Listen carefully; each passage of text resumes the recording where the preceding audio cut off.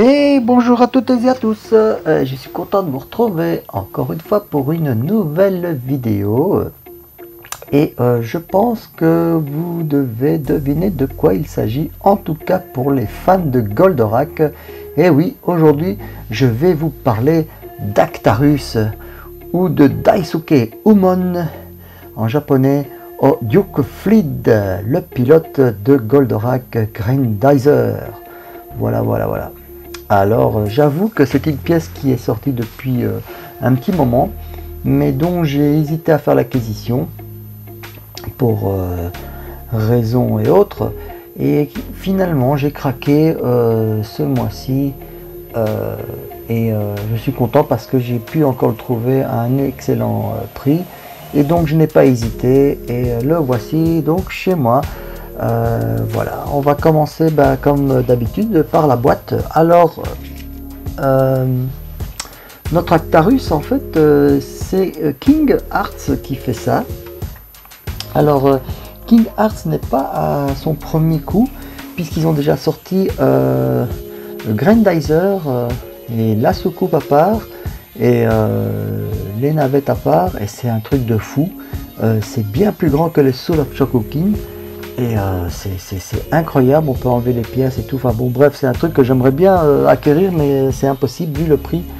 Je crois que pour avoir tout le set complet, il faudrait compter 700 ou 800 euros, quelque chose comme ça. Ah bon, voilà. Blague à part, King Arts fait des chouettes trucs en ce moment sur la licence de Go Nagai. Et entre autres, a fait des figurines, pas seulement celle d'Actarus, mais a fait aussi celle du pilote du Great Mazinger et aussi du Mazinger. Voilà, pour résumer. Alors on a la boîte ici, donc pour Actarus. C'est une très belle boîte. Regardez, ici je vais sur le côté, vous voyez que le perso est mis en surbrillance par rapport au reste de la boîte, ainsi que les logos UFO Grendizer. C'est super bien fait. Voilà. Sur le côté, on n'a absolument rien. On a juste la bande verte qui continue à circuler sur le côté. On n'a vraiment absolument rien. Sur la tranche du dessus, rien du tout. Sur la tranche du dessous, rien du tout. Et derrière, eh ben, rien du tout non plus, si ce n'est que les avertissements classiques de sécurité, que c'est fait pour les collectionneurs à partir de 15 ans et plus, voilà. Et donc ici King Arts International Limited, voilà, produit par King Jong International Limited, excusez-moi de la prononciation. Enfin voilà, on n'a absolument rien de spécial. Bon, c'est un design de chez King Arts qui est voulu comme ça, mais heureusement que quand même la face est superbe. Alors il y a un truc marrant, c'est que j'avais pas fait attention, c'est que l'image ici vous représente exactement la taille du perso que vous allez avoir en main. Sachez que ce perso, c'est pas du 1/6e, c'est du 1/5,5, c'est-à-dire qu'il fait 25 cm, quelque chose comme ça. Donc si vous pensiez par exemple mettre à côté d'un perso pour faire un diorama avec d'autres persos qui sont à 1/6e, c'est raté. Voilà, ça c'est King Arts, je sais pas pourquoi. Alors c'est une boîte fourreau, donc on l'ouvre un peu comme les boîtes que je vous ai montré pour les Thundercats, hein, vous vous souvenez de chez Super 7, c'est pareil. Voilà, on ouvre comme ça, et là on a donc Actarus qui sera dedans avec tous ses accessoires. Voilà. Et attention, ce qui est marrant, c'est que s'il n'y avait rien ici derrière, par contre, une fois qu'on ouvre le fourreau, le carton qui contient Actarus, oui, a des représentations, autant pour montrer les articulations que ce qui est contenu dans la boîte, etc. Voilà, c'est marrant. Moi je me dis que ça, il l'aurait mis derrière dans la boîte principale et pas à l'intérieur du four. Bon, bref, je travaille pas dans le marketing, voilà. Mais moi je l'aurais fait comme ça. Et ici sur la tranche, on a le UFO Robot. Pareil sur les deux, voilà. Ça donc,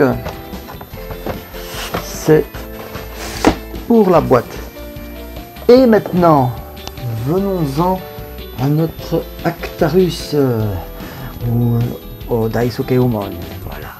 Alors moi je l'ai déjà mis avec le casque parce que moi je le laisse comme ça en général en vitrine.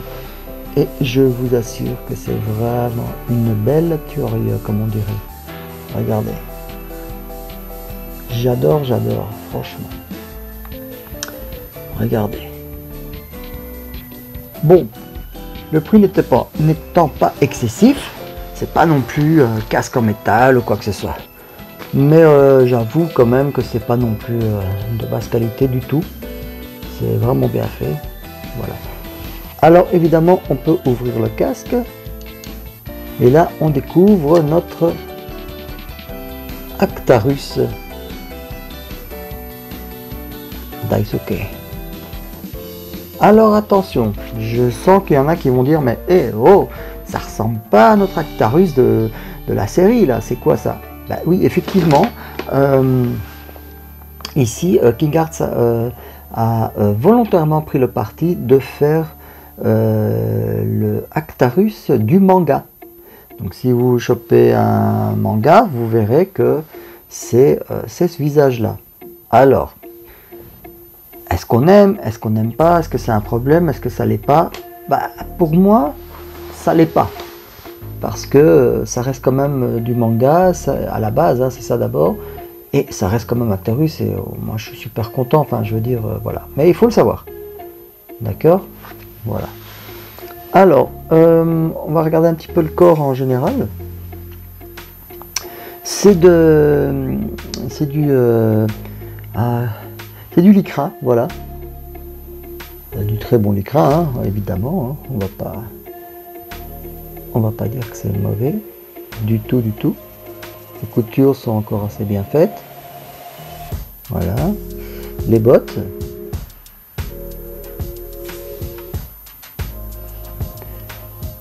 La ceinture, évidemment, elle est très très belle. Les couleurs sont vraiment bien, hein. Moi je trouve. Hein.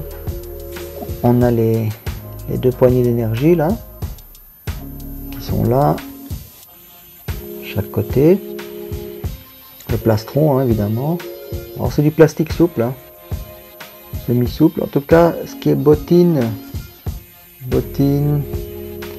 et les avant-bras, c'est du plastique souple. Voilà. Mais de très belle qualité, hein. Le dos.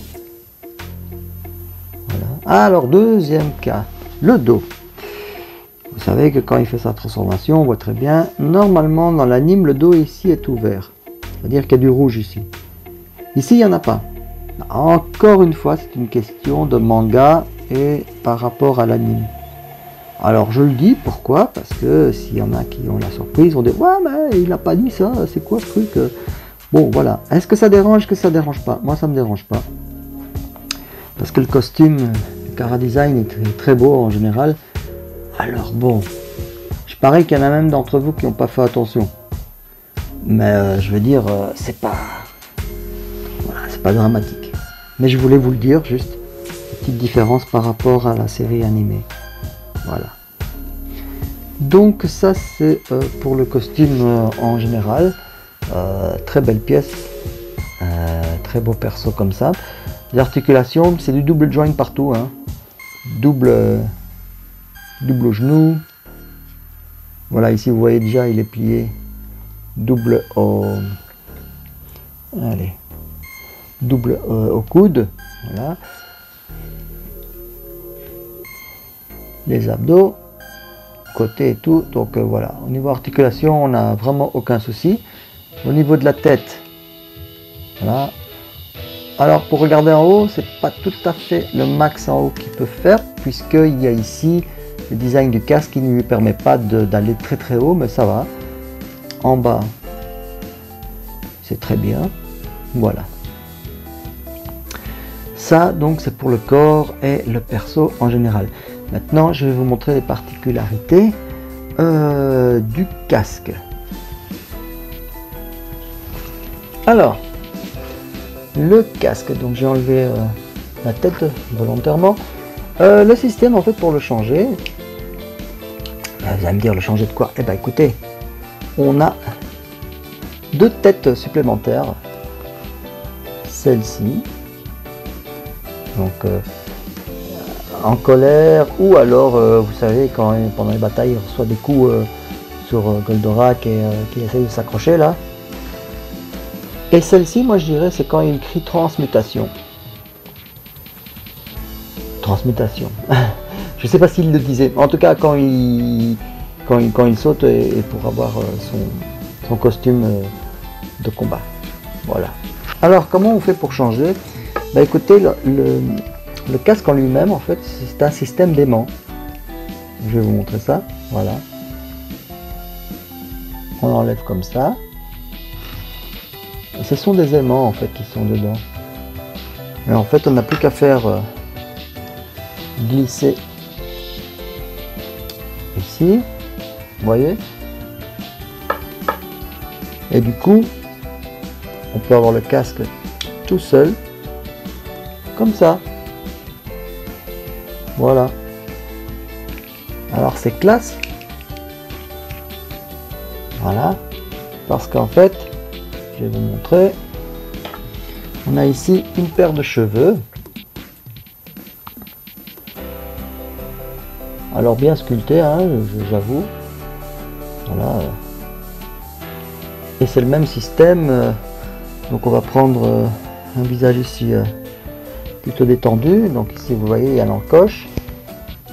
Ici il y a ce qui va venir dedans. On met. Voilà. Et ça nous fait notre Actarus avec les cheveux, donc sans le casque. On va mettre sur le reste du corps. Voilà. Ici, je vais mettre par exemple le casque, si on peut faire ça comme ça. Et voilà. Ça nous donne ça. Alors franchement, moi je kiffe, hein, parce que on a vraiment le casque quand même à part. C'est vraiment chouette. Moi j'aime beaucoup. Voilà. Je sais pas ce que vous en pensez. Mais moi ça le fait. En fait c'est un rêve de gosse, hein, pour moi. Parce que bien sûr qu'on a eu les figurines à la style Big Jim d'Actarus et tout ça. Mais là, bon, vraiment le détail, les têtes différentes, tout ça, c'est vraiment sympa. Donc j'aime beaucoup. Alors aussi ce qu'on a comme reste d'accessoires, ce sont là vous voyez. Hop. Voilà. Ce sont les différentes paires de mains, hein. Donc on en a comme ça. Et alors c'est marrant parce que je sais pas, mais j'ai l'impression que cette main là ça aurait pu tenir le pistolet laser d'Actarus qu'on n'a pas. Alors peut-être que si on le faisait, ça pourrait être sympa, mais donc moi je sais pas trop. Mais clairement, ça fait penser vraiment à ça, quoi. On a celle-ci, on a la même dans l'autre sens. Maintenant ça peut être des mains, voilà, de vengeance ou pour tenir quelque chose. Voilà. On a une main relax, la même qui est là-bas, là. Et on a une paire de mains avec le poing fermé, la même qui se trouve là-bas aussi. Donc ça nous fait quand même une, deux, trois paires de mains différentes, ce qui est pas trop mal, hein, je trouve, plus trois têtes différentes avec les expressions variées, pardon, et toutes les têtes évidemment. Donc on peut mettre le casque dessus sans aucun problème. Voilà. Alors je sais pas ce que vous en pensez. Moi perso, je suis quand même satisfait parce que je le mets dans ma vitrine avec ma collection de Go Nagai, tout ce qui est Grandizer, Mazinger, tout ça. Et c'est quand même assez cool d'avoir le pilote Actarus, quoi. C'est quelque chose. Alors donc, qu'est-ce qu'on pourrait reprocher? Bah, peut-être pourquoi ne pas l'avoir fait au 1/6, bah, comme tout le monde, on va dire. Bien que je sais qu'il existe des sociétés qui font des figurines un petit peu en dessous, et bon voilà. Alors c'est dommage, on ne sait pas les mettre vraiment côte à côte au 1/6, mais voilà, bon, faut le savoir. Et deuxièmement, bah, pourquoi pas un petit pistolet laser, ça aurait été bien. Je crois que ça aurait complété le truc. Mais bon, globalement, moi, je lui donne une très bonne note. Je sais pas vous, mais je suis très satisfait. Il est chouette, il donne vraiment bien dans une vitrine, honnêtement. Donc voilà. Eh bien écoutez, j'espère que vous avez aimé la petite vidéo. Voilà, n'hésitez pas toujours à laisser des commentaires, à liker. Voilà, ça fait plaisir, comme ça je sais que ça vous fait plaisir quand je vous partage quelques petites pièces. Voilà. Et bah, j'espère que vous avez découvert une nouvelle pièce que vous ne connaissiez peut-être pas. Voilà, alors son prix de vente, c'est vrai, j'y reviens. Dans la limite du possible, je vous le conseille à 114 €, pas plus que ça. Malheureusement, j'ai déjà vu des prix où il montait à 190 € facilement. Donc c'est une pièce qui date déjà, hein. Maintenant, elle date de, je pense, 4 années. Mais elle revient encore régulièrement dans des boutiques en ligne. Et essayez de la choper encore cette année, parce que je pense qu'après il n'y aura plus de production et le prix va monter automatiquement. Donc surtout les vendeurs italiens, tout ça, ça va grimper. Donc je pense que vous l'aurez plus après en dessous de 220 €.